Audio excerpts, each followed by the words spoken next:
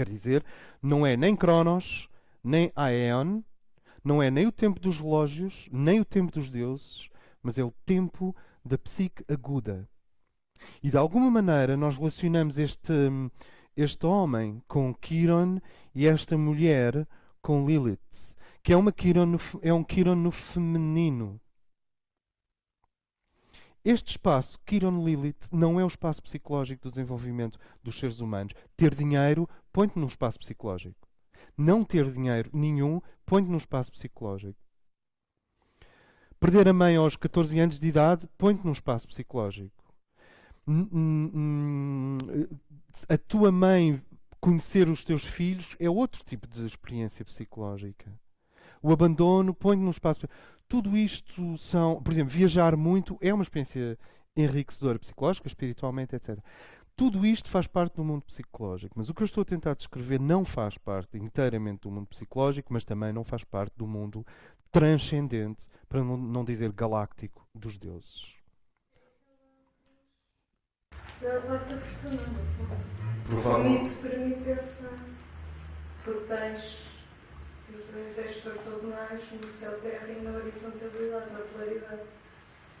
Tudo o que acontece é que a psique masculina, o homem nasce com os pés não assentes na terra e a contemplar este Deus no alto da montanha.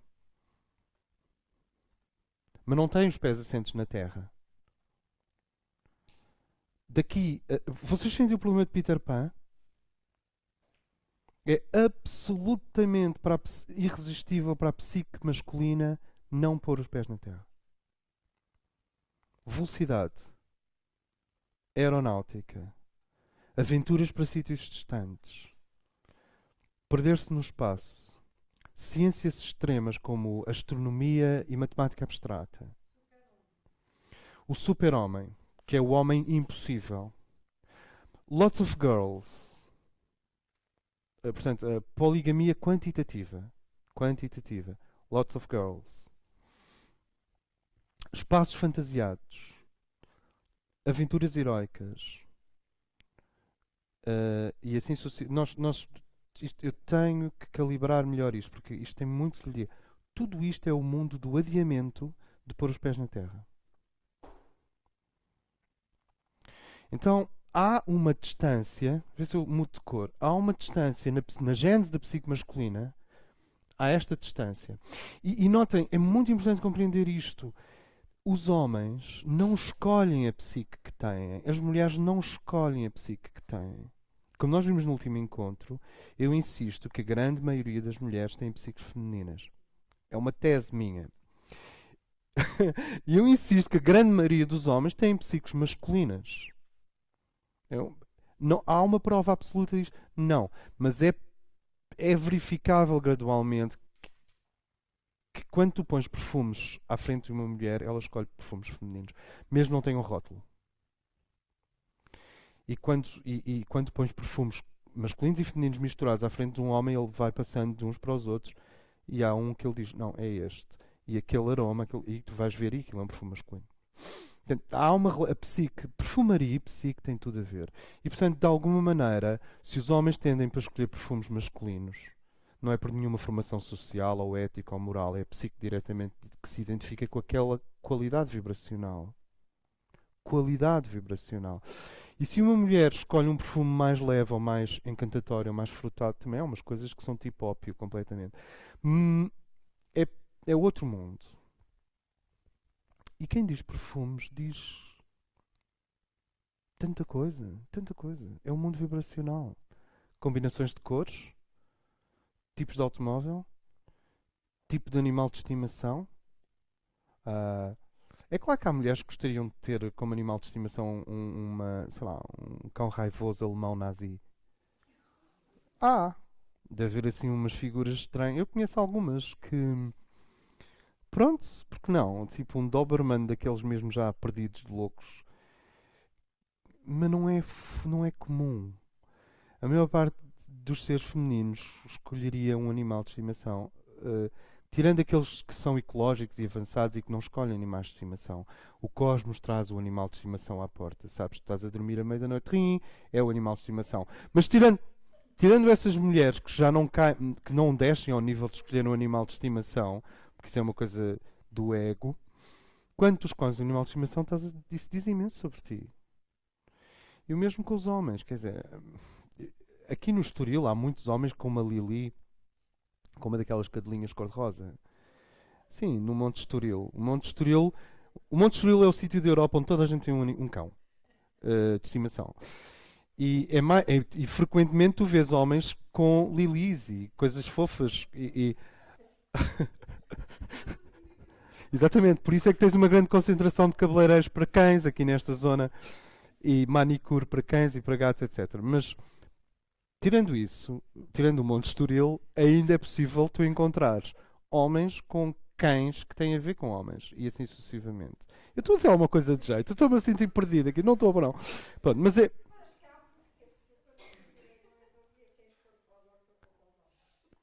Não. Imensos cães cor-de-rosa, cada vez mais, sim, sim. É um shampoo que deixa o cão cor-de-rosa.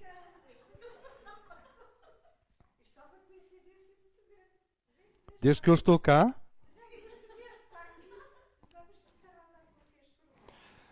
Right. Ok. Porque estamos num processo de equilíbrio. Agora. É o Marco conjunto a ventos, exatamente. Porque tu não sabes em que é que aquele cão se transforma. Não é? Ok, então o que é que acontece com a psique feminina? A psique feminina nasce tão afastada do solo quanto a psique masculina. Só que ela nasce, portanto, se tens a montanha do Deus azul, e eu acabei de fazer um zigurate, se tens a montanha do Deus azul, do Deus uraniano, do Deus celeste que nada sabe sobre as coisas terrestres, o tal Deus que é perfeito, asséptico, frio, distante, o Apolo, o que não compreende a Terra, esse não é o Deus em si, mas o Deus que é criado subjetivamente pelo homem heroico antes dele pôr os pés no chão. Nunca houve nenhum Deus assim, objetivamente. Como é lógico, não é? O universo não é doente. Nunca houve um Deus frio, azul, de barbas, sentado numa cadeira distante, para não dizer estéril, afastado do mundo, dos cheiros, das cores, dos sabores, das verdades intermédias e, portanto, denunciando a injustiça e estando junto. Exato, impiedoso. Esse Deus não existe. Eu não digo que extraterrestres armados em deuses não tenham criado essa figura para nós. Mas esse ser não existe. Realmente. Isso é a projeção do estado subjetivo da psique masculina quando nasce olhando para o céu. Projeta-se a si próprio e vê-se dessa maneira. É uma rigidez masculina da puberdade. E sabes quando se diz assim, chega do império dos homens, mas é que nós não temos homens no poder, nós temos rapazes. Vocês quando têm um autêntico homem no poder, não distingues de uma autêntica mulher. Não podes distinguir. Eu não estou a dizer que a mulher não tem um poder próprio e o homem não tem um poder próprio, mas em termos de justiça social, em termos de verdade, não se pode distinguir. O que tu tens tido no poder são rapazes com 60 anos de idade. Rapazes que são comandantes de porta-aviões. Dizem, chega de homens. Não, chega de teenagers. Tu não tens homens. Praticamente não há homens. No sentido de indivíduos que superaram a fase da adolescência eterna, narcísica, heroica, peterpânica, que adia todo tipo de compromissos e que permite o homem viver sem escolhas. Os homens que vivem sem escolhas são homens que vivem na eternidade e, portanto, não podem ser úteis aos deuses, porque para isso os deuses já lá estão. Obrigado. Não sei se me faço entender. Aí, muita informação aqui. Sentes? Então, os homens adiam escolhas e quanto mais adiam escolhas, quanto mais adiam compromisso, quanto mais adiam direções, mais adolescentes ficam. E isso vai cristalizando à medida que os anos passam. Até que o indivíduo chega aos 70 anos e pode ser diretor do Pentágono, mas do ponto de vista psicológico é um adolescente. Portanto, o nosso problema não é com homens nem com mulheres, é com o prolongamento da adolescência. E com a adolescência vem a rigidez e a crueldade. Porque depois da adolescência vem o infantilismo. E portanto, tu, depois de teres líderes no poder que são adolescentes, quer dizer, não passaram dos 18 anos, ou dos 17, ou dos 20, mais à frente, quando eles chegam ao poder absoluto, transformam-se em bebés monstruosos. Infantilizaram definitivamente. Quer dizer, o Mussolini não é um homem, é um bebé grande. O Hitler é um perigosíssimo bebé chorão. Os Pinochet, tudo isso são bebés, retrocederam ao infantilismo. Não há... O que eu quero dizer com isto é que nós não podemos comparar a psique masculina saturnizada que desceu ao solo, que vocês encontram em indivíduos como Tor Sentado, apesar do nome. Nos grandes índios norte-americanos, os chefes índios norte-americanos têm psiques. Exatamente, Tor Sentado é um deles. Mas existem mais alguns, eu agora não estou a lembrar. O Búfalo. Há assim 7 ou 8 grandes líderes dos índios americanos que o búfalo branco, a mulher novilha do búfalo branco é um avatar feminino lá nas pradarias. Seattle, exatamente. E depois tens o Papalagui, etc. E nós não podemos confundir esse tipo de psique masculina adulta com o cowboy, o esquizofrénico, o teenager eterno, o Peter Pan a quem deram poder, que são as figuras tóxicas que têm estado no topo da pirâmide de decisões na Terra. Okay? Isso é um ponto. Então, é muito importante compreender isto. O homem nasce numa bolha de perfeição subjetiva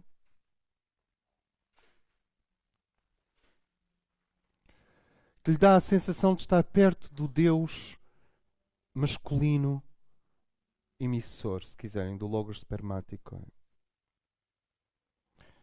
Isto é um potencial. Os homens são atraídos pela perfeição e as mulheres são atraídas para a plenitude. Isto é um potencial enorme e é um drama. Neste momento nós estamos a tentar, e isto vai dar mais 4 ou 5 encontros, como é óbvio, nós estamos a tentar isolar o problema da gênese da psique masculina e da gênese da psique feminina, da mera rotatividade zodiacal e dos extremos elétricos cósmicos do fogo sagrado e do poder, digamos, kundalínico absoluto da matéria, da substância. Nós estamos aqui a tentar descobrir outras coisas. E este território tem sido muito pouco isolado. Eu especulo o quê? Se nós agora pegássemos nisto e escrevêssemos um livro sobre isto, este livro iria ter mais 4 ou 5 amigos, irmãos gêmeos. Não há muita literatura acerca do facto que os mistérios do masculino e do feminino não são nem espirituais absolutos nem psicológicos. É um ponto onde tudo se joga. Tudo se joga. É um ponto fora da psique, mas que é a gênese da psique. Ou seja, a gênese da psique é espiritual, porque isto está a nascer fora do solo, próxima dos deuses, mas não é nem os deuses nem o solo. O que, aliás, nos ajuda a perceber, eventualmente, para que é que serve a psique. E isto é muito incrível, porque se tu agora ficares um pouco quieta, sem roupa nenhuma, ou sem roupa masculino e feminina, em frente a um espelho, e se conseguires finalmente deserotizar momentaneamente o teu corpo, abstri-lo da sexualidade como nós a conhecemos, e tu ficas assim, ok, eu sou um homem, eu sou uma mulher. E se conseguires dizer isto, não a partir da zona magoada de ter sido empurrada para a mulher, ou da zona magoada de ter sido empurrado para o homem, porque, como vocês imaginem, devem existir feridas em ambas as direções, e conseguires reafirmar eu sou um homem, eu sou uma mulher, não no território dos homens social, não no zodíaco, mas no território próprio da gênese da psique, começas a ativar o corpo de luz. Começas a mexer com um nível mais alto do que o nível psicológico. E é essa memória sublime, não necessariamente da relação entre os sexos, mas dos sexos em si mesmos, que tem que primeiro ser compreendida. Nós estamos sempre a compreender um sexo em função do outro. O que é válido já no nível, por contraste, o que é válido já no nível psicológico. Mas aqui nós estamos a tentar compreendê-los pelo que eles são em si. A razão de ser. Por isso é que há mulheres que podem passar uma vida sozinhas. Porque estão conscientes deste mundo. Como? Fora da esfera da representação. Que já é uma esfera social. Digamos que esta é uma esfera em que não é a linguagem que predomina, mas o facto em si. E nesse sentido, o homem nasce com este isolamento supra-solo. E o feminino, a psique feminina, portanto, o ser feminino nasce, como nós vimos, muito próximo. Eu quase não ponho um canal. Eu diria que ela tem o caminho aberto para a deusa. Mar. Não.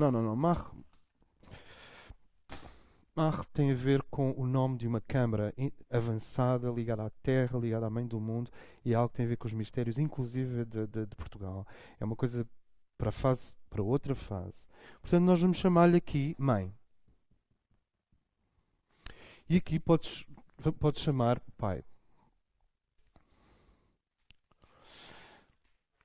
Esta distância da psique masculina em relação ao solo e da psique feminina em relação ao solo, eu especularia que é idêntica, mas inversa.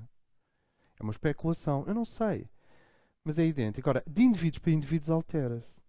Há seres que são tão psíquicos, tão aquáticos, tão astralizados, tão sensíveis, que nós podemos dizer, seres femininos, que nós podemos dizer que nasceram muito longe do solo e muito próximo da mãe. E há mulheres que aos 17, 18 anos já manifestam qualidades quase junto ao sol. E portanto, para o bem e para o mal, e tudo o que eu disser a partir daqui é para o bem e para o mal, mais longe da mãe. São talvez as que perdem a mãe mais cedo e para não sentirem a dor abstraem-se para dentro, por exemplo, das ciências exatas. Tu tens indivíduos femininos que aos 16 anos, aos 15 dizem eu vou ser médica. E são mesmo. E aquilo é tac, tac, tac, tac, tac. E são médicas. Agora, o problema é o poder de atração do divino a priori versus a repulsão do solo. Em nome da união com o divino a posteriori. É que a mulher que nasce muito junto à deusa, como nós vimos no último encontro, não tem nenhuma razão suficientemente poderosa para deixar a deusa e dirigir-se ao mundo dos homens, aqui dos homens no sentido geral, quer dizer, ao mundo social. A diurnidade não atrai a Perséfone.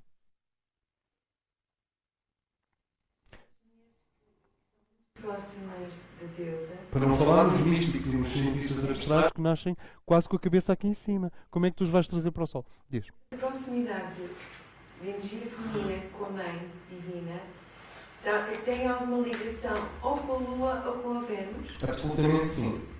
Então, mas qual é que é mais peso? A Vênus ou a Lua? Ok. Alguém quer responder? A Lua. A Lua. Nota, o que é que é assim, exatamente, o que é a Lua? É sempre uma verdade atenuada e indireta. Mas também pode ser uma fragilidade. É óbvio que subsolo é Lua. E solo é Sol. Só que é aqui que tudo se altera. É aqui que nós precisamos de ir mais fundo. Porque é assim, Sol, Lua. Viram? Eu desenhar uma coisa e dizer ao contrário. Sol, fiz uma lua. E lua, fiz um sol. É exatamente isso que ou seja, já está a acontecer. O que acontece é que há luz nesta lua para descobrir. E este sol, se não for realmente o sol objetivo de Deus, mas se for este Apolo, que é só uma projeção da consciência heroica infantil, é uma lua tremenda. Portanto, há lua no sol e sol na lua antes de que as pessoas deixam à terra. Ou subam à terra. É quase como tu precisaste dizer aos adolescentes, na formação de jovens guerreiros, temos de descer à terra. Mas a terra é a morte. Nós aqui somos deuses. Sabes? Temos capacetes dourados e os séculos passam e continuamos com o rosto jovem como um eterno Alexandre Magno.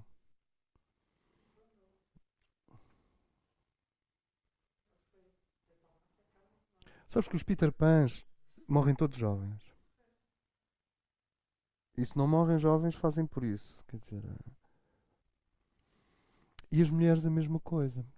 A psique feminina... Repara, eu já nem sei onde dizer homens e mulheres aqui, porque a psique feminina está tão próxima da deusa e recebe logo à nascença tantos segredos da deusa que seriamente se interroga qual é a justificação para eu ir para o mundo social.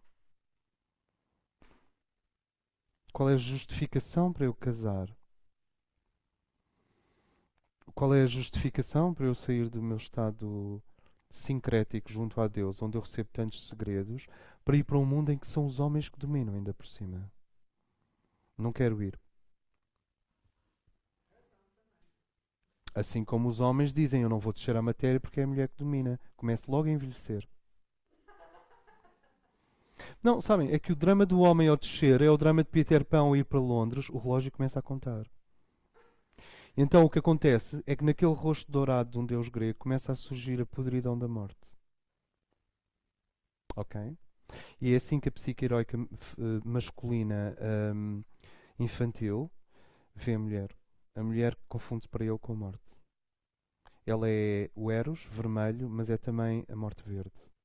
Nunca tinham pensado nisso? Nunca tinham pensado que esse é um dos medos que os homens têm da mulher? É que a mulher corporifica a vida e, portanto, corporifica absolutamente a morte. É o contacto com a roda de Kali.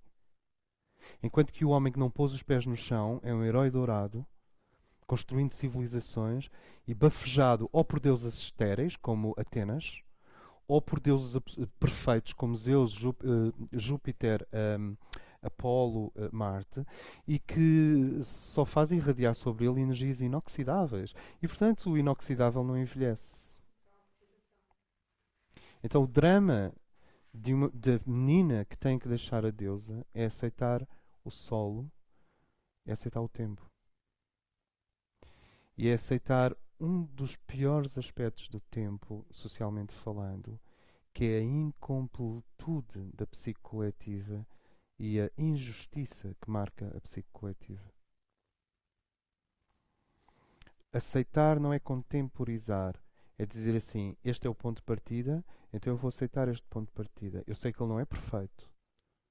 Quer dizer, a civilização e a cultura já podia ter criado há muito tempo muito mais justiça social e muito mais justiça e muito melhor entendimento entre homens e mulheres. Mas quando ela diz, eu vou deixar o reino da deusa para ir até o mundo dos... não é o mundo dos homens, o mundo do dia. Ela está a aceitar 3 ou 4 coisas. Está a aceitar afastar-se daquilo que é uma tremenda fonte de poder sincrético. Porque assim, uma mulher pode chegar às Nações Unidas, despir-se. Eu hoje estou com o despir-se. Uma mulher pode. É por causa. É assim. Uma mulher pode chegar às Nações Unidas, despir-se e dar um grito daqueles que duram 1 minuto. Assim, uma coisa tipo Graça Lobo. Sim, coisa de vanguarda. Um grito que dura 1 minuto. Um grito completamente arrasador. E eu quase garanto que essa mulher, antes de ser presa, conseguiu qualquer coisa. Presa para depois ser libertada a seguir. Mas conseguiu qualquer coisa. Conseguiu romper o éter ali dentro. e conseguiu deixar os pensantes, sejam eles ou elas, seriamente conscientes da deusa. Uma destas mulheres Femen, que no dia de Natal, acho eu, ao fim do ano, eu não sei exatamente, mas numa catedral na Alemanha, se despiu, aliás, só com a tanga de Cristo, subiu para o altar no meio da missa, com a cerimónia toda em que tinha no corpo escrito Eu sou Deus.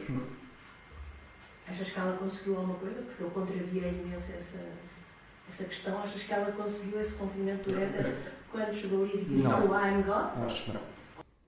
O que eu acho aqui é assim, o que nós temos que ver na problemática da reemergência do feminino, peço desculpa estar a falar assim, tipo como se estivéssemos no Expresso ou na RTP2, mas o que nós temos que rever é mais ou menos o equilíbrio do sincrético com a síntese.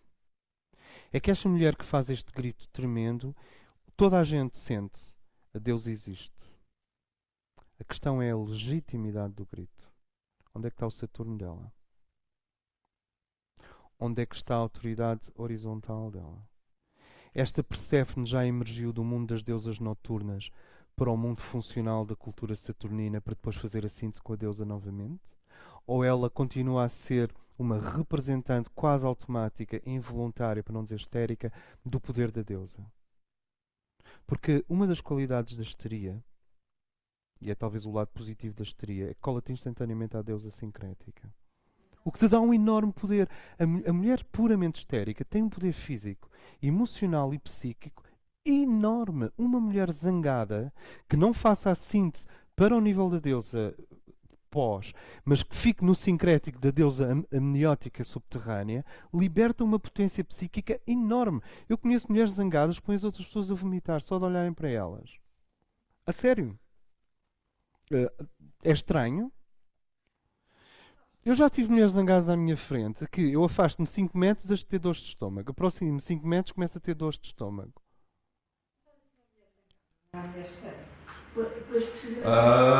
Depende da distância em relação à deusa cá em baixo. Genuinamente, com muita razão para estar zangada. E não é esterismo nenhum. Esterismo é uma overreaction. É quando tu pões uma dimensão histriónica enorme para o teu acontecimento. Claro, mas eu não estava a referir ao zangado em si. Absolutamente, mas eu não me estava a referir ao zangado em si, estava-me a referir à sua expressão. A expressão é que te aproxima mais da deusa sincrética ou da deusa sintética. Agora, tenta sentir. Assim como a histeria cola ao poder da deusa sincrética,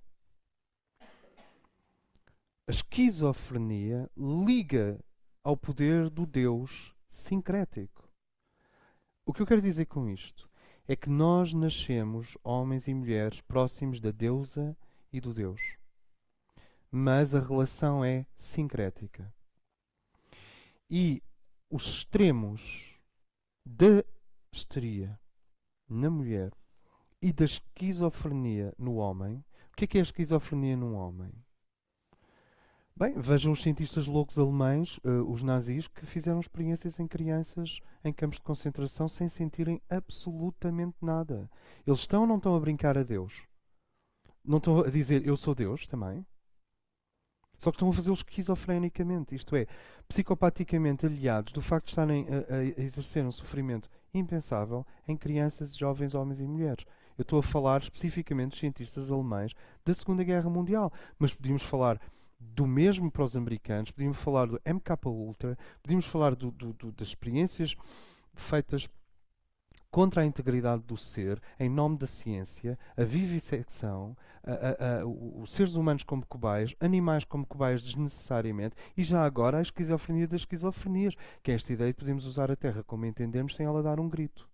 Eu não sei se o grito da Terra vai ser histérico ou se vai ser de síntese, ainda não sabemos.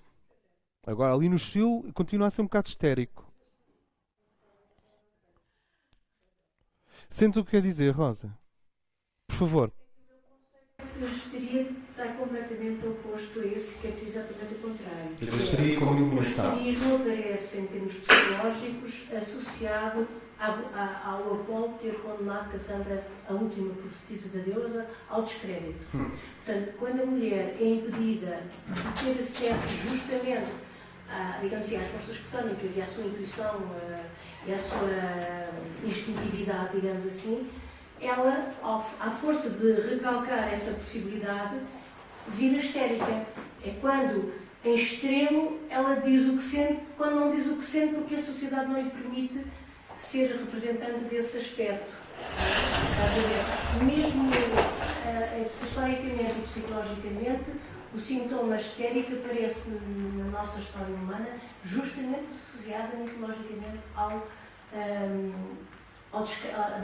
da Cassandra ser devotada ao descrédito. Isso é Mateu abaixo do sol. Isso é Mateu abaixo do sol. Não sais daqui. Não a deixa vir ao de cima. Ou seja, isso é a cultura masculina que está a dominar o solo e está a dominá-la como jovens e não como homens plenos, a impedir a menina que quer deixar de ser representante da deusa sincrética para ser representante da deusa plena, dizê-la: tu não passas de uma figura da noite, de um fantasma, que não tem lugar no mundo diurno dos heróis, e vais aí para baixo, para a cena menstrual, e depois a gente conversa, mas tu basicamente não sabes o que estás a fazer. E há um grito histérico. Porquê? Exatamente como ela não está a ter o direito de se exprimir em pleno, a única hipótese de grito dela é subsolo. É só nesse sentido que podemos estar de acordo na descrição de histeria. Agora, o que acontece é que então vamos lá recapitular. A psique feminina nasce abraçada à deusa. Qualquer menina ri intimamente, subjetivamente, da tentativa do homem chegar às estrelas. Porque ela já está secretamente unida à razão de ser das estrelas. Isso é que é nascer mulher, psiquicamente. Eu quase diria, quando vocês têm artistas que, independentemente da sua sexualidade, mas ao nível do seu comportamento, são bastante femininos. Eu estou a falar de artistas porque é um grupo que eu conheço. Ou seja, são homens que são mais ligados à terra, ao prazer, à comida, à arte, à pintura. Estou a pensar no Júlio Pomar e tantos outros. O que se passa é que esses indivíduos conseguiram ao mesmo tempo se desenvolver na direção do Deus Celeste, mas conseguiram também compreender e integrar a deusa. E isso tem a ver com um dos arquétipos do masculino, que é o amante, o lover. É o que consegue integrar a deusa. O ser feminino nasce unido à deusa. Esta união é tão forte que é um poder. É o poder sincrético. Porque é anterior à consciência. Sincretismo é quando tu juntas coisas e operas com coisas sem teres uma consciência final. Quer dizer, ainda não tens o mago, a papisa, a imperatriz, o imperador, o hierofante, a escolha e o carro para poder dizer que aquilo já é um poder final. Que é aquela sequência.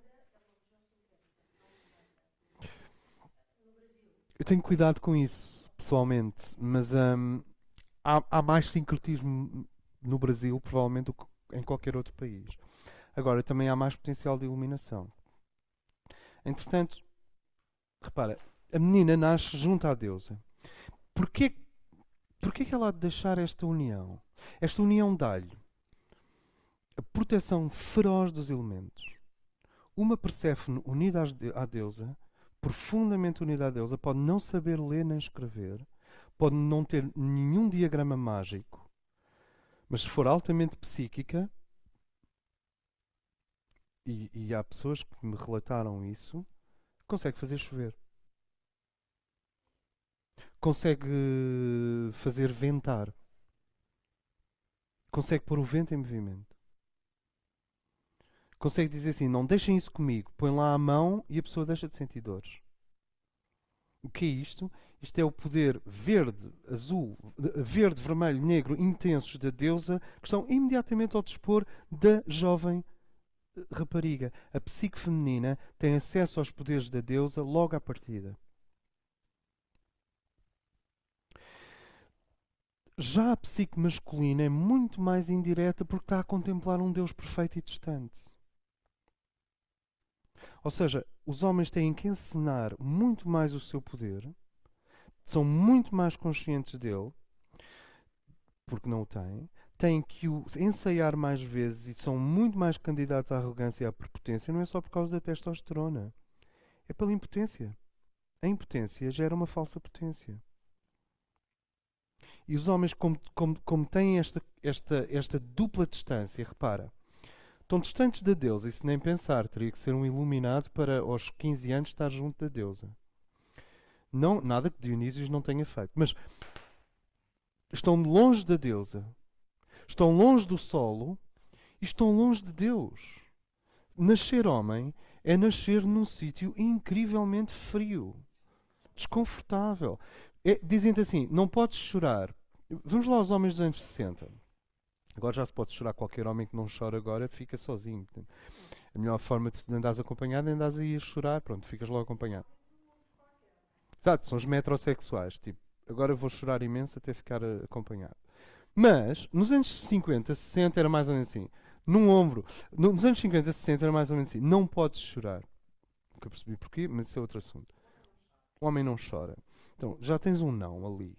Isto é, assumir a psique na sua lua, na sua fragilidade, não. O que é que significa não podes chorar? A passagem para os mundos subterrâneos da deusa está fechada.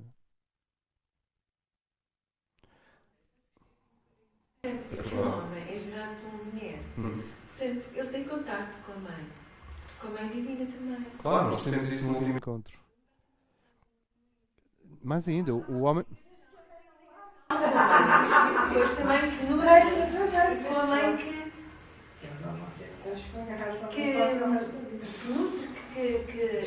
que acolhe, enfim, portanto, não há, eu acho que esse sentimento que tu passaste que o homem nasce sozinho, ele não nasce sozinho.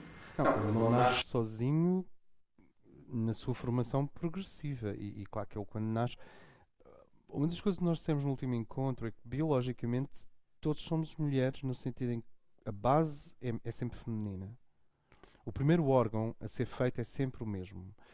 E é feminino. Só depois é que é, em termos genitais, só depois é que é diferenciado para masculino. A base é sempre feminina. Sim. Onde se pretende chegar é que o homem ser masculino implica fazer-se masculino. E portanto tu tens que, mesmo nasces com a mãe, acompanhado com a mãe e unido à mãe, com o calor da mãe e a mãe a dizer podes chorar sim, há um momento em que ele próprio, se lhe for dado tempo, porque pode ser que entre um pai severo ou o exército ou a marinha e diga não podes chorar, mas se não entrar uma dessas figuras laterais, ao fim de um tempo ele pode dizer assim, espera, eu preciso de parar de chorar, eu tenho de me tornar homem. É que a mulher não precisa de se tornar mulher. Ela já nasce plenamente mulher unida à deusa. O homem precisa de se tornar homem. A sua própria identidade, o seu próprio poder. Enquanto que a mulher é mulher por estar próxima ao que nasceu, o homem torna-se homem por se afastar da mãe. Se o homem não se afastar da mãe, she's gonna be a beautiful girl, mas nunca vai ser um homem. Exatamente. E mais ainda, a qualidade masculina depende da qualidade com que um homem se afasta da mãe. Se ele romper os laços com a mãe, ele pode ficar eternamente ligado à mãe. Até que venha uma figura que o céu envia, ou que a mãe envia, a dizer assim, olha, eu não sou tua mãe, nem tua filha, nem coisa nenhuma, mas vou-te já resolver esse complexo de Édipo, tipo, imediatamente. E essas figuras femininas existem nas vidas dos homens, que é uma figura que até pode ser esposa ou ser uma amante, ou ser alguém que ele conheceu numa viagem à Dinamarca, e que simplesmente dá-lhe a mãe que ele precisava e ao mesmo tempo corta aquela ferida, digamos, por ausência da mãe. Porque se tu cortas demasiado cedo com a mãe, ficas ligado a ela. Se cortas demasiado tarde com a mãe, não cortaste.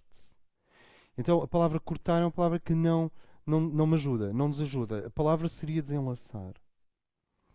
Isto é, quando um homem se afasta da mãe com elegância, ele vai fazer o seu ato heroico no solo, de preferência. Se teve uma boa mãe, vai ser no solo. Se teve uma má mãe, não só se afasta dela ansiosamente, como vai fazer um ato heróico que não tem a ver com o sol. E um bocadinho é um sadomasoquista no exército. Não sei se me faço entender. Portanto, ele tem que primeiro afastar-se da mãe, e se teve uma boa mãe, então ele vai fazer algo que é de utilidade social. E depois de ter passado esse ato heróico de utilidade social, não confundir com os outros atos heróicos esquizoides, ele pode retornar à mãe, e a mãe já não é só mãe, é a sábia. Não há nada mais belo quando um homem volta à sua mãe, quase de igual para igual, em que a mãe continua a ser mãe, mas já é sábia. E ele já não é só filho, é o filho herói. É o Parsifal, mas com maturidade. Então tu tens um homem de, por exemplo, 40 anos, sentado à frente de uma mulher de 65 e tens uma sábia e um herói. Esse é o objetivo da maternidade, da relação entre a mulher e o jovem. Quando isso não se dá, ou ele fica demasiado atraído pela mãe e tem dificuldade em desenvolver a sua consciência heroica, ou desenvolve uma consciência heroica pobre por reação à mãe e, portanto, já é uma consciência heroica furiosa. E é uma espécie de histeria masculina. Mas pode ser esquizofrénica, aí é que está. O histérico é o exacerbar das emoções. O esquizofrénico é o cortar completamente com as emoções. Não sei se isto faz sentido para nós. É claro que há mais nuances. E ainda há o esquizofrénico histérico.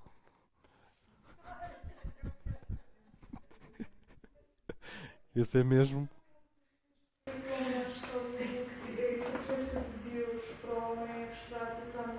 Enquanto que a presença de Deus para a mulher é inteiramente tangível. Quando uma mulher toca numa árvore, num animal, na pedra, o seu próprio líquido menstrual para algumas teses. E quando mergulha, e quando cheira, e quando nada, e quando se aquieta, tudo isso para a mulher é claramente a deusa, não há dúvida nenhuma. Só que é a deusa da Perséfone. É a deusa da mulher a priori. É a deusa que é dada a priori. It's free. Está aqui. É a deusa. O homem não tem Deus nenhum. O homem olha e vê uma luz imensa no alto de uma montanha azul e é como se ele tivesse que ser perfeito. Conhecem o All Clean American Boy? Ou o homem dos anúncios da Gillette? O que é que se passa com o homem dos anúncios da Gillette? Tem as patilhas por aqui, tem aquele cabelo impecável à John Kennedy, tem o queixo certo, tem os bíceps certos, tem aquela sequência de 6 six-pack, e depois o que é que acontece? Como é que eu ia te explicar esta mitologia masculina? Só os maricas é que param o carro a 180 km por hora, até zero, para depois entrarem no avião. Porque os homens a sério, quando passam pelo avião, saem do carro a 180 km por hora e agarram-se ao trem de aterragem e só depois é que entram no avião. Okay, paraste o carro para entrar no avião? Ainda tens muito que aprender. Ou seja, estamos no domínio do impossível. O domínio do masculino é o domínio do impossível. Vou fazer o impossível. Where no man has gone before. E vou saltar do avião para o trem de aterragem, depois entro no avião, depois consigo dominar os terroristas e ao mesmo tempo estou a namorar com a hospedeira com o olho esquerdo, estou de olho no árabe, que basicamente com o olho direito, ainda estou a pilotar o avião, ainda estou a comunicar com o meu chefe, ainda estou a resolver um problema à distância. Portanto, é o impossível, é a montanha que não se consegue. O que é a psique masculina? É uma psique que nasce, com certeza, junto da mãe, com direito a chorar, etc. E que agora tem que, de dentro para fora, e é esse que é o problema depois do homem mais velho, é ajudar o homem mais novo, intergeracionalmente, a gerir o chorar. Quer dizer, qualquer formador de homens sabe que se o homem nunca chorar, algo está errado. Se ele nunca chorar, algo está errado. Se estivesse à frente de um exército e nenhum dos homens do meu exército não chorasse, eu não gostaria de integrar esse homem. Quer dizer, não integraria esses homens.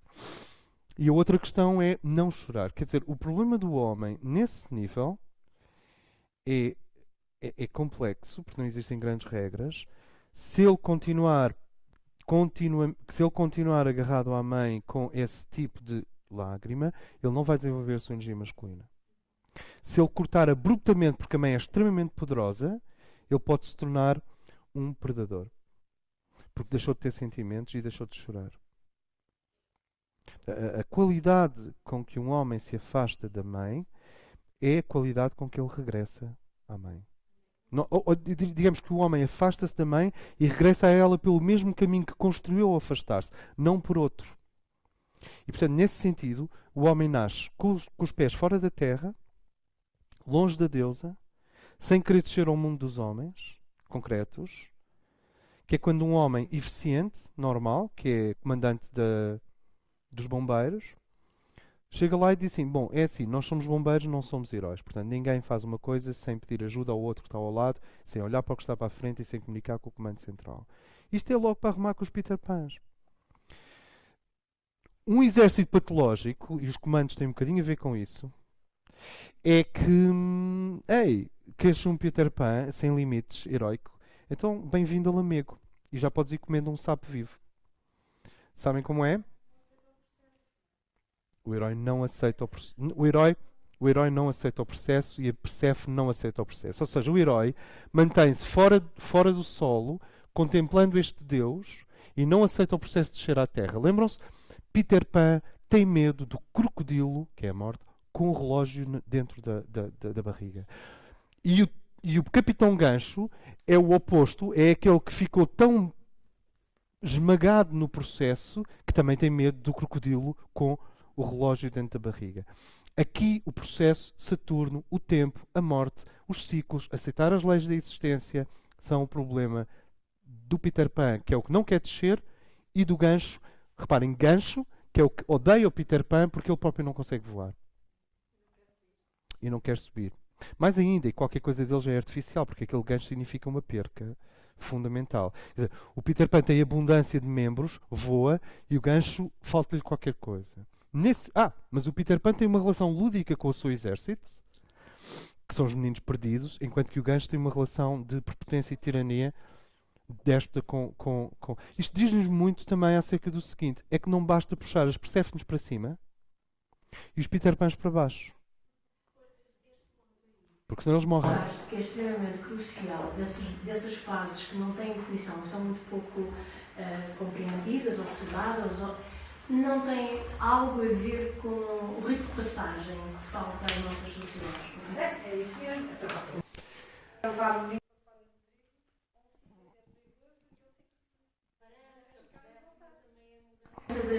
para É assim, procurem, se for o caso, a obra de Van Gennep. Van Gennep, acho que é holandês. Eu não sei se tem 2 N's, se tem 2 P's, por isso é que eu escrevi isto tudo atabalhoadamente, que é para fazer de conta que sei, mas no fundo não sei. Vocês vão lá pela Van Gennep. Não sei. É um P. Só que eu não sei se é Gennep com 2 N's, se é Gennep com 2 P's, não sei. Ok. O Van Gennep tem um livro, vários, mas há um deles que é fundamental, e eu acho que isto é de 1920. É um antropólogo, sobre os rituais de passagem. E sobre algumas coisas que nós hoje desconhecemos, como por exemplo a função da humilhação ritual no ritual de passagem. A praxe quando se estuda praxes, está lá o Van Gennep. Sempre. Não é possível compreender a praxe moderna universitária sem o Van Gennep. A humilhação ritual. E o que se passa com os nossos jovens é que eles são obrigados a humilhações não rituais, que são traumáticas, em vez de passarem por uma humilhação ritual, que é a redução à insignificância, para poder depois ascender para a fase masculina madura propriamente dita. E o que se passa com os nossos líderes, em grande parte, e por isso é que eles ficaram cristalizados na adolescência heroica, é que a grande parte deles não tiveram uma autêntica humilhação ritual, quer dizer, não houve um homem mais velho que dissesse assim: reduza-se à sua insignificância para eu poder levá-lo do liminal ao mundo social como um adulto. Porque enquanto você não entrar no liminal e não for anulado, você não pode renascer como adulto e vai ficar eternamente preso no mundo adolescente. E muito da descida do Peter Pan ao mundo... Isto tem a ver com psicologia masculina. Muita descida do Peter Pan ao mundo... Porque repare, muita descida do Peter Pan ao mundo dos homens, da Londres, é impossível porque o Peter Pan não é humilhável. A técnica foi a técnica do amor. Ele teve que escolher entre a Sininho, e a Wendy. Quer dizer, anatomicamente não é muito difícil de escolher, a sininha é minúscula. Mas ele não pode continuar naquela ilha. Nem a sexualidade dele se realiza. Porque a mulher é a sininho ou a sereia. Já repararam que sexualmente são inviáveis? As sereias e a sininho. Depois, os companheiros são meninos perdidos, vivem eternamente em Kairos, no mundo dos semideuses. Depois não há responsabilidade, não há qualquer tipo de responsabilidade na Ilha do Nunca. E depois é tudo uma luta entre os índios e os cowboys, porque há os índios na Ilha do Nunca. É perfeito para permanecer a brincar até ao fim da vida. E com o mundo da Perséfone, e vocês lembrem-se que uma má queda no mundo do maravilhoso põe-te imediatamente em frente à Rainha das Copas. Não? Alice, vocês vão reparar que os meninos voam e as meninas afundam. As meninas caem no rabbit hole. Os rituais de passagem. Foi muito bom teres falado sobre isso, Rosa. Claro que tem a ver com rituais de passagem. Como é que nós somos reduzidos a zero para renascer numa fase mais adulta? Que é o que a mulher e o homem recusam. Que é o que a mulher e o homem recusam. E, portanto, eu postularia, quer dizer, eu ponho a possibilidade de que homens que já não são adolescentes e mulheres que já não são Perséfones entendem-se instantaneamente. E uma boa parte da história só está neles residualmente sob a forma genética. Quer dizer, pode haver lapsos genéticos nela e pode haver lapsos genéticos nela de submissão completamente indevida e nele da agressividade ilegítima, gratuita. Mas seriam pequenos lapsos, porque já se o adulto está presente, a comunicação entre masculino e feminino está presente. Porquê? Porque nem ela está amnioticamente colada à deusa que lhe dá tanto poder, nem ele está esquizofrénico e misticamente contemplativo de um Deus distante, tentando fazer atos heróicos e perfeitos para agradar a esse Deus distante, mesmo à custa da terra, mesmo à custa da Amazónia, mesmo à custa da mulher, mesmo à custa do equilíbrio frágil. Porque é a bota do soldado que pisa a flor frágil. O que é que aquele soldado está a ver? Tem que estar a ver qualquer coisa que para ele é muito mais importante que aquela flor. Isso é que é a grande esquizofrenia do nosso tempo. São soldados sofisticados lançarem napalms sobre aldeias. O que é que eles estão a ver? O que é que eles puseram à frente que é mais importante do que aquela mulher em baixo? É impensável. Puseram-lhe mais disto. Portanto, este Deus que é verdadeiro objetivamente é absolutamente tóxico para um adolescente. E a deusa que é verdadeira objetivamente, porque depois, como vocês vão ver daqui a bocado, no próximo encontro, depois de te afastares da deusa e de conquistares o lugar diurno, começam a chegar os sinais da deusa, chamando-te de novo para a comunhão com ela. E esta comunhão com a deusa depois da realização diurna, o que é a realização diurna? Ter filhos, por exemplo, mas diz-me. Quando a Perséfone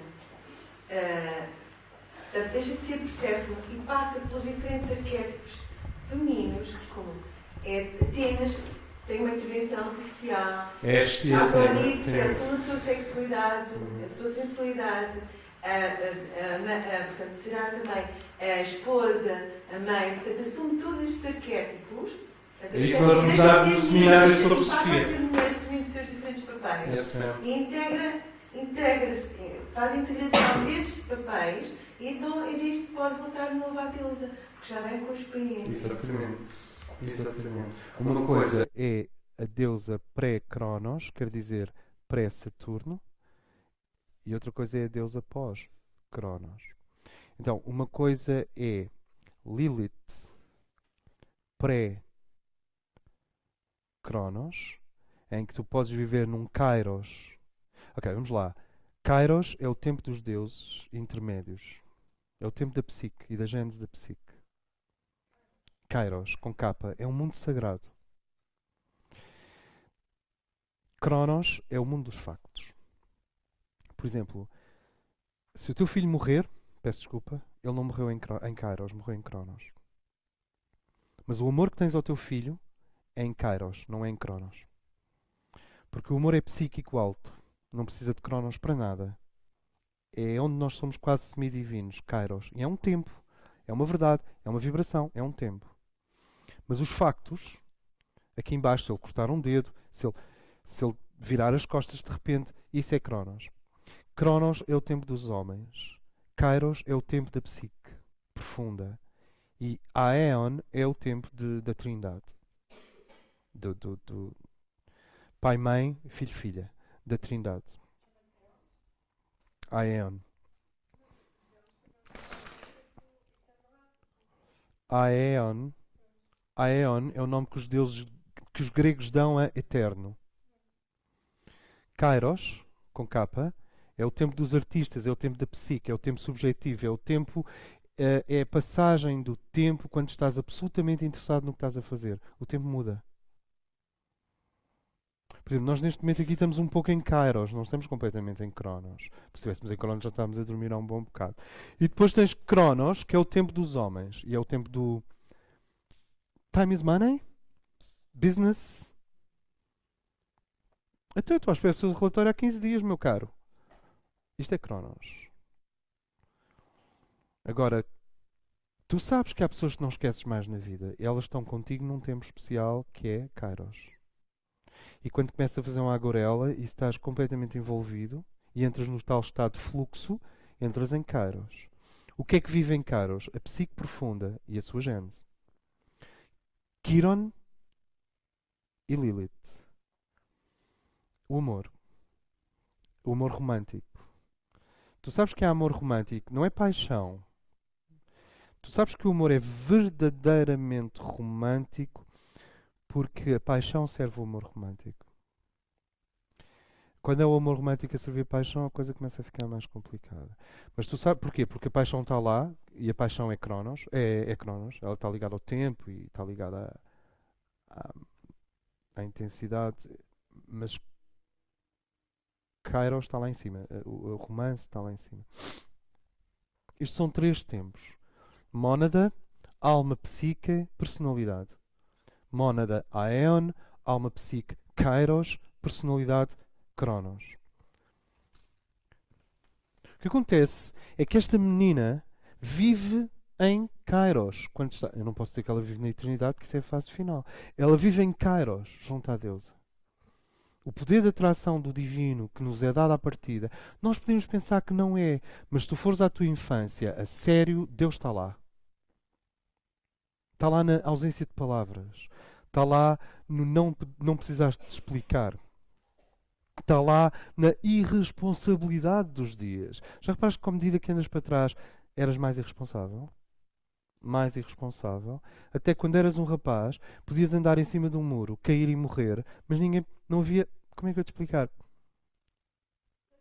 Ninguém estava em cima de ti. Tu perdiste na praia, o tempo era diferente. Tu ficavas horas sem fazer nada. Ficavas horas a olhar para formigas num musgo. Perdias na floresta. Ias fazer acampamentos só porque sim. Pegavas em coisas e ias para esses tempos alternativos, sem ter consciência que eram tempos alternativos, só pelo prazer de estar num tempo alternativo. Fazias bonecas de trapos, ias acampar, inventavas dispositivos. Os escoteiros já não são bem Cronos. Eles são responsabilidade misturada com a sensação de Peter Pan, de estás num sítio diferente. E é super lúdico. Por isso é que pode ser muito incrível. Sim. Sim. Sim. Ora, o ritual de passagem, como a Rosa estava a dizer, é o que consegue ir fechando, digamos, diminuir a ligação ao lado sincrético e abrir a passagem para o próximo estado de desenvolvimento. E no homem, um ritual de passagem implica dizer a um homem, olha, os deuses perfeitos não morrem, eles estão à tua espera, mas tu agora tens aqui um mundo abaixo de perfeito, que é o mundo dos homens, no qual tens que prestar provas. E podes ter a certeza que se prestar provas aqui, mais à frente, o mundo dos deuses perfeitos volta-se a manifestar para ti, mas já não subjetivamente filtrado por uma adolescência, mas genuinamente e plenamente apresentado do divino a um homem maduro. Quer dizer, ao pleno desenvolvimento do masculino. E com a menina é a mesma coisa, com a mulher é a mesma coisa. Se ela aceitar afastar-se da deusa inicial, ela faz o percurso diurno, quer dizer, tem filhos, desenvolve um trabalho, desenvolve uma teoria social, desenvolve justiça perante o mundo, assume os problemas do mundo, aprende a confiar na sua mente, na sua razão, nas suas escolhas, na sua identidade, desenvolve a sua identidade e aprende a não depender tanto das forças imediatas que vêm da deusa sincrética. Desenvolve qualidades, digamos, horizontais. E é garantido que ao fim de uns tempos a deusa volta a chamá-la.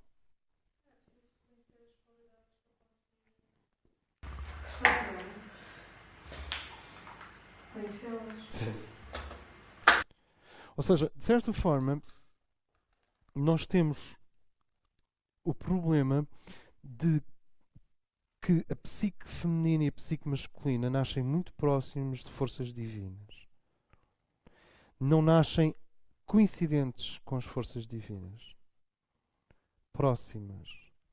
E a palavra próximo, mas não coincidente, junto, mas não unido, é fundamental. Porque só depois de te afastares daquilo que está junto e ires até ao mundo diurno dos homens, dos seres humanos, é que podes voltar à viagem mágica, e essa sim já não te vai deixar próximo. Vai-te levar à união com o polo masculino do cosmos ou com o polo feminino do cosmos. Ambas as viagens são relativamente independentes do sexo oposto. Temos primeiro que ir à real. Estamos a tratar da real já sobre a qualidade. Quando eu digo que são independentes do sexo oposto, não quer dizer que uma parte do aprendizado feito na horizontal zodiacal não contenha a grande aprendizagem do sexo oposto. Com certeza que sim. Mas a viagem em si, no seu todo sagrado de deusa sincrética, emergência para a utilidade social e cultural e intelectual e racional. Porque repara, quando uma mulher diz assim, eu quero aprender a ler, a escrever, quero poder escolher a minha roupa, quero ter um carro, estamos a falar de uma mulher nos anos 57, 1957, 58, porque hoje as mulheres querem, tipo, eu gostava de não saber ler e gostava de não ter carro, e já é ao contrário. Não é? As mulheres estão todas a vir do Oeiras para as festas de transe, em que toda a gente toma um ácido e fica tudo a dançar como se estivéssemos na Amazônia outra vez. Tu chegares lá, isso é que é uma mulher moderna. Uma mulher moderna é uma mulher em transe durante 4 dias na zambujeira do mar. Se fores ter com ela e disseres assim, sabes conduzir automóveis? Do que é que ele está a falar? Já não, porque ela está em Goa, ela está a ouvir música de Goa, trance, e está mesmo a contactar o centro da galáxia. Portanto, já não falas de profissão, nem de roupa, nem de escolha, nem de conduzir automóveis, nem de ter o seu próprio dinheiro, porque elas já estão todas fora disso. Elas já estão a tentar outra coisa. Completamente. Eu não sei se estão a fazer o caminho, mas estão claramente, e eles estão ali completamente Peter Pan escondidos a tocar numa austral imaginária durante dias. Tu tomas 3 êxtasis, pegas num didgeridoo, vais para uma austral imaginária e está toda a gente a entrar no mundo, eles a entrarem no mundo dos deuses perfeitos. Se bem que há muito fisiocrata nessas festas, mas o eletrónico está lá. A perfeição exata da música eletrónica está lá. Anyway, nos anos 50, nos anos 60, tinhas esta figura e dizia assim, eu quero conduzir, quero escolher a minha roupa, não quero ter nenhum homem em cima de mim a dizer o que é que eu faço ou não faço. Quero ter o meu vencimento, quero escolher o meu curso, quero tirar as minhas habilitações, quero ser uma mulher independente, emancipada. Portanto, é preciso respeito por isso. Então, esse movimento é o movimento de, sabes, eu sei que eu tenho estes poderes todos de Perséfone, eu sei que eu tenho estes poderes escorpiónicos, Eu sei que eu consigo encantar os pássaros no céu, só que eu estou interessado no mundo da civilização e da cultura. Quer dizer, eu não quero ficar no jardim secreto para sempre. Exato. Celeste. E o que é que acontece com a avó dela? A avó dela olha para ela. A avó que poderá ter estado tanto tempo próximo da deusa sincrética que nunca conheceu outra coisa. A avó olha para ela e tu tens este misto de... Ok, pensem nas avós. Bem, tu tens este misto de... Se soubesse o que vais perder. E ao mesmo tempo a consciência de... Eu não tenho noção do que ela vai ganhar. O que ela vai ganhar? Esse é o olhar da avó. É que a avó olha e diz assim... Onde é que tu julgas que vais tão longe? Se soubesse o que vais perder... Vais sair aqui de Viseu, desta aldeia linda em Viseu, onde eu te posso ensinar a fazer mesinhas e posso ensinar a fazer fitoterapias e até te posso ensinar umas outras coisas que as avós ensinam, etc. E tu vais para onde? Vais tirar francês na Universidade Clássica, coitadinha. Não sabes o que vais perder. Esse olhar existe. Porquê? Porque é a competência de estar absolutamente junto à deusa. Só que a avó olha para a neta, isto é tudo em silêncio. E a avó olha para a neta e é como se formasse esse outro olhar que é, mas avó, mas há muito a ganhar. E esta é a dialética entre estar próximo da deusa, indefinidamente, à partida, ou correr o risco de fazer o círculo e depois regressar à deusa já com pleno poder sobre o mundo dos homens. Rosa. Eu vejo que o mito de Proserpine não pode ser desligado de Deméter e de Héstia. A avó seria a Héstia, mas no caso da Héstia, e não daquela, de facto, a Héstia representa a sabedoria da avó que aceita o processo dela ser raptada por Hades, é cúmplice dela ser raptada e torna-se inimiga da própria mãe de Deméter, não é? E só no fim, porque são as três fases de iniciação e de transformação da mulher. Mas essas são as três fases da própria Perséfone. A jovem Perséfone, a mãe de Deméter e esta, a velha. A mãe, não, a Héstia é a velha, a sábia. É a sábia, sim. A Hera que é a esposa. E a Deméter é a mãe dela. Portanto, a questão está mais, o mito de Deméter está mais, Deméter e Perséfone está mais ligado aos mistérios Eleusis, que têm a ver realmente com o subterrâneo, com a terra, com as estações, que é Deméter que divide realmente o mundo, as estações de inverno, primavera, se ela fica 6 meses na terra, é primavera, se ela vai para o fundo da terra, fica inverno. Mas o que eu digo é que o processo de Perséfone não pode ser dissociado destas três, que são as três mulheres, no fundo. As outras são só aquelas, pode ser a Afrodita, a outra e mais a outra, são só fragmentações da psique feminina, não tem a ver com o processo que é da consciência. A Afrodita, Artemísia, Afrodita, etc. Mas aí... São os três estágios da mulher. Sabes, é interessante que eu, sem ter nenhum roteiro, lentamente estava-se a começar a gravitar para aí, que é o papel da avó.